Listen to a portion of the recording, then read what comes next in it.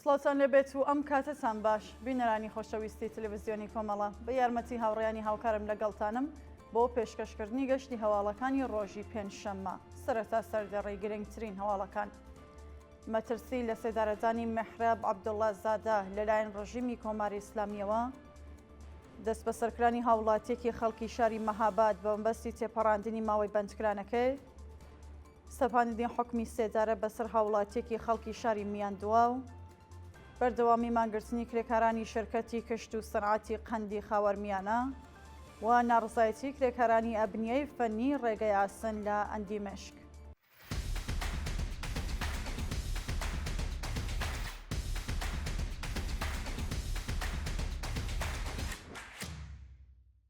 مانگرتنی بەندکراوێکی سیاسی ڕاگیراو لە زیندانی شاری سنە لە خواردن. بەپێ راپۆرتەکان عەزیزە مورادیان بەندکراوی سیاسی ڕاگیراو لە زیندانی ناوەندی شاری سنە لە ڕۆژی دووشەممە یەکی بەفرامبارەوە مانی لە خواردن گرتووە. بە وتەی سەرچاوە ئاگادارەکان ناوبراو بەهۆی ناڕوونی ڕەوەندی دۆستیەکەی مانی لە خواردن گرتووە و لە جۆخێکی زۆر خراپی تەندروستیشدایە. شاینی باسە و هاوڵاتیە ڕێکەوتی دەی سەرماوەزی 1404 هەتاوی لەلایەن هێزەکانی ئێدارەی سڵاتی شاری مەریوانەوە دەست بەسەر و هێشتا سرەڕای تێپەڕبوونی زیاتر لە 33 ڕۆژ لە دەستبەسەرکرانی لە مافی دەستڕاگەیشتن بە پارێزەر و پەیوەندی لەگەڵ بنەماڵەکەی بێبەشکراوە. مەترسی لە سێدارەزانی مەحراب عەبدوڵڵا زادە لەلایەن ڕژیمی کۆماری ئیسلامیەوە. ڕۆژی ڕابردوو دایک و باوکی مەحراب عەبدوڵڵا زادە بەندکراوی سیاسی ڕاگیراو لە زیندانی ورمێ با بڵاوکردنەوەی ڤیدیۆیەک لە تۆڕە کۆمەڵایەتیەکان ڕایان گەیاند مەترسی لە سێدارەزانی ڕۆڵەکەیان لە ئارادایە. بە پێوەڤێنانێ بەدەستمان گەیشتوون باوکی ئەو بەندکراوە ماژەبەوە دەکات کە سرەڕای نەبوونی بەڵگەی پێویست لەلایەن دادگای باڵای ڕژیمی جەنایەتکاری کۆماری ئیسلامیەوە حکمی سێدارەی ڕۆڵەکەیان پەسەند کراوە و ئێستا مەترسی لە سێدارەزانی لە ئارادایە. جێگەی ئاماژەیەوە هاوڵاتیە ڕێکەوتی سی ڕەزبەری 1401 هەساوی و لە ڕەوتی شۆڕشی ژنجیان ئازادیدا لەلایەن هێزەکانی ئێدارەی سڵاتی ڕژیمەوە دەست بەسەر و پاشان لەلایەن لەقیەکی دادگای انقلابی ورمێ بە تۆمەتی ئەفساد الفیل ئەرز و کوشتنی بانقەستی یەکێک لە بەکرێگیراوانی کۆماری ئیسلامی حکمی سێدارەی بەسەردا سەپێنراوە. دەست بەسەرکردنی هاوڵاتیەکی خەڵکی شاری مەهاباد بە مەبەستی تێپەڕاندنی ماوەی بەندکرانەکەی. ڕۆژی چوارشەممە 3 بەفرامبەر هاوڵاتیەکی خەڵکی شاری مەهاباد بە ناوی کەیوان مامەگوڵی بە مەبەستی تێپەڕاندنی ماوەی 6 مانگ بەندکرانەکەی دەست بەسەر و ڕەوانەی بەندیخانەیە شارەکراوە. بەپێ راپۆرتەکان ناوبراو ڕێکەوتی 29 جۆزەرزانی ئەمساڵ لەلایەن هێزامیەکانی ڕژیمەوە دەست بەسەر و پاش چەند ڕۆژێک لێپرسینەوە بەدانانی بارمتە و بە شێوازێکی کاتی ئازادکرا. پاشانەوە بەندکراوە لەلایەن لەقی یەکەمی دادگای انقلابی شاری مەهابادەوە بە تۆمەتی تەبلیغ دژ بە ڕژیم حکمی 6 مانگ زیندانی تەعەزیری بەسەردا سەپێنراوە. سەپاندنی حکمی سێدارە بەسەر هاوڵاتیەکی خەڵکی شاری میاندووا و ڕۆژی ڕابردوو یاعقوب کەریمپور هاوڵاتی پەیڕەوی ئایینی یارسان و خەڵکی شارستانی میاندووا و کە کاتی شەڕی 12 ڕۆژەی نێوان ڕژیمی کۆماری ئیسلامی و دەوڵەتی ئیسرائیل دەست بەسەرکرا حکمی سێدارەی بەسەردا سەپێنرا.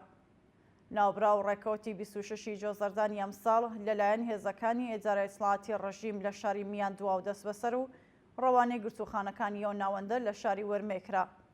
پاشانەوە بەندکراوە لەلایەن هێزەکانی ڕژیمەوە بە مەبەستی وەرگرتنی دانپێدانانی زۆرەملێ بە سەختی ئەشکەنجە درا و دواتر لەلایەن لەقیەکی دادگای انقلابی شاری ورمێ بە تۆمەتی ئەفساد الفیل ئەرز و هاوکاری لەگەڵ ناوەندە ئەمنیەکانی دەوڵەتی ئیسرائیل حکمی سێدارەی بەسەردا سەپێنراوە.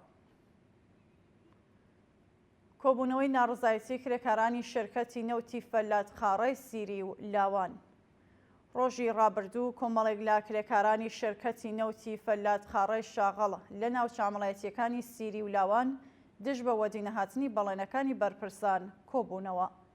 بە پێوەڤێنانێ بەدەستمان گەیشتوون کرێکارانی ناڕازی بە وتنەوەی دروشم دژ بە گەندەڵی بەرپرسانی ڕژیمی کۆماری ئیسلامی و هەڵگرتنی پلاکارد خوازیاری بەرزکردنەوەی ئاستی هاغدەست بە پێی ڕێژەی هەڵاوسان دابینکردنی بیمەی دەرمانی کارامە ئیمنی شوێنی کار و ئیمکاناتی ڕەفاهی تەزمینی ئەمنیەتی پیشەیی بەکردەوە دەرهاتنی گەڵاڵەی 15 ڕۆژکار و 15 ڕۆژ پشودان و هەروەها کۆچایی هاتنی گوشاری ناوەنجامیەکان لەسەر کرێکارانی ناڕازی بوون.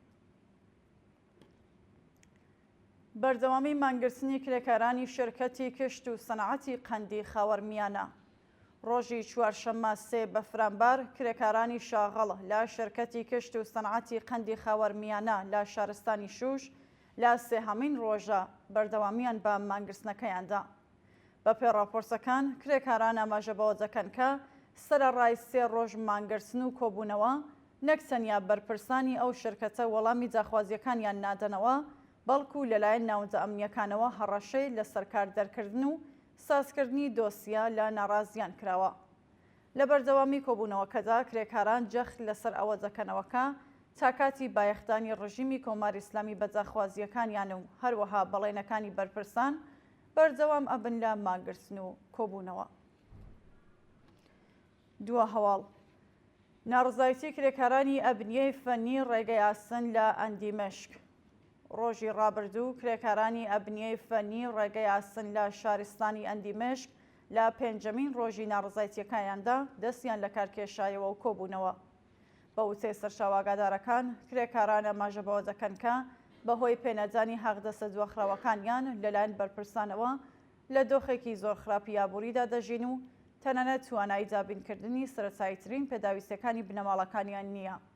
لە بەردەوامی کۆبوونەوەکەدا ناڕازیان خوازیاری بەرزکردنەوەی ئاستی حەقدەست بە پێ ڕێژەی هەڵاوسان، پێدانی حەقدەست و مەزایەت دۆخراوەکان، کۆتایی هاتنی جیاکاری لە حەقدەستەکان و هەروەها دابینکرانی بیمەی دەرمانی کارامە، ئیمنی شوێنی کار و تەزمینی ئەمنیەتی پیشەی بوون.